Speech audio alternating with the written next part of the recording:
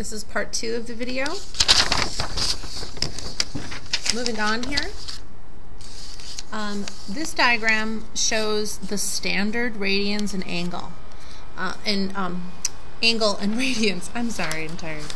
So, what we want to do is we want to try to label the equivalent measures in degrees at each position.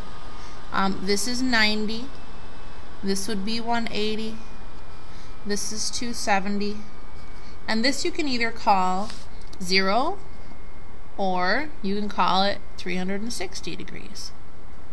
Now, a fourth of a half circle is the same as half of a half circle, or of a half of a quarter circle. So if you take 90 and chop it in half, you get 45 degrees. If you take that much and you add it on the other side, you get 135 degrees. Down here, 180 plus 45 is 225, and 270 plus another 45, by the way that's a 4 right there, is 315. Now, pi over 6 is a sixth of a half circle, so if you take 180 and divide it by 6, you get 30 degrees. So that would be 30.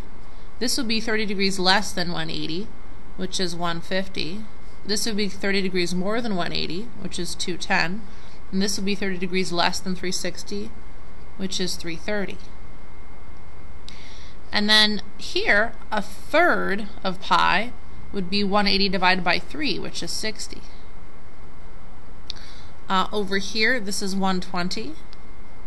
So 160, 120, 180, counting by 60s here, 60, 120, 180. This would be 240.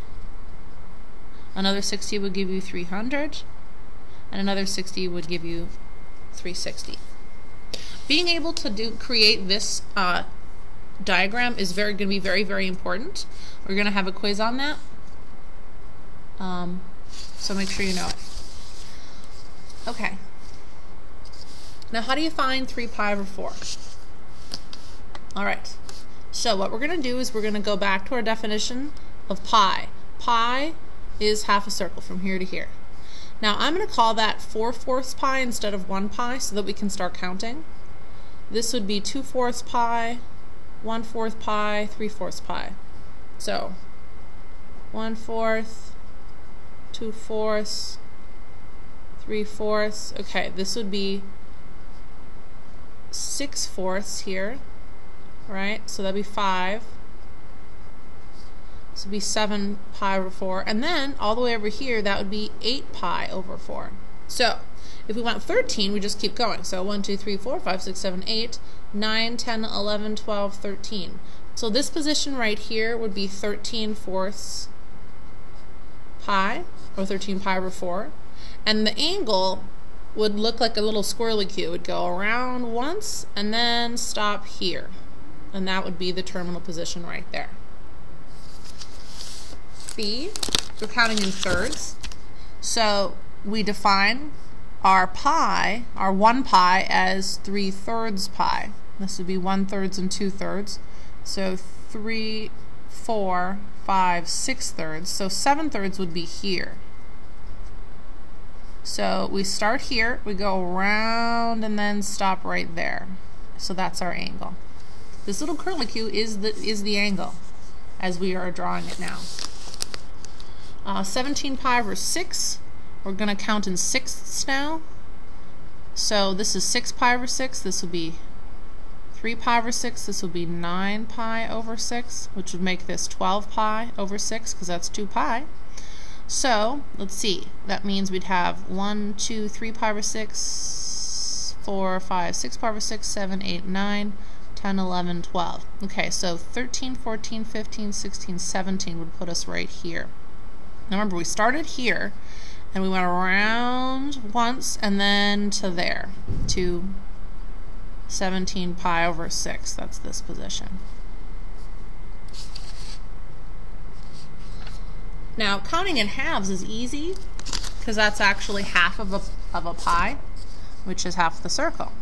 So this is -1 pi, right? Because here it's negative, we're rotating down and around this time. So that would be like -2 halves pi. This would be -1/2 pi. This would be negative 3 halves pi.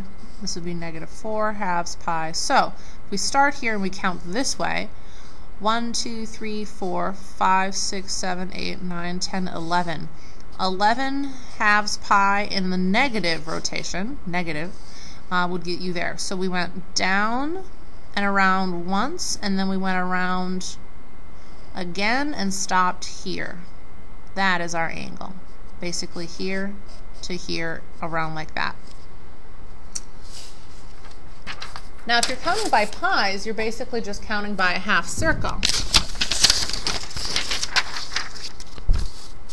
Okay, so a half circle is what we've always started with. That's just pi. So if you count by pi, you're just counting by half circles. So we're going to go positive direction, going up this way. 1, 2, 3, 4, 5. So 5 pi is here. Now what did we do? We started here, and here's the center of the circle. We went 1, 2, 3, 4, and 5. That is our angle. Or if we count it the other way in half circle increments, that would be 1, 2, 3. So negative 3 pi is right here. Now how did we do that? We started here, we rotated down 1, 2, and 3.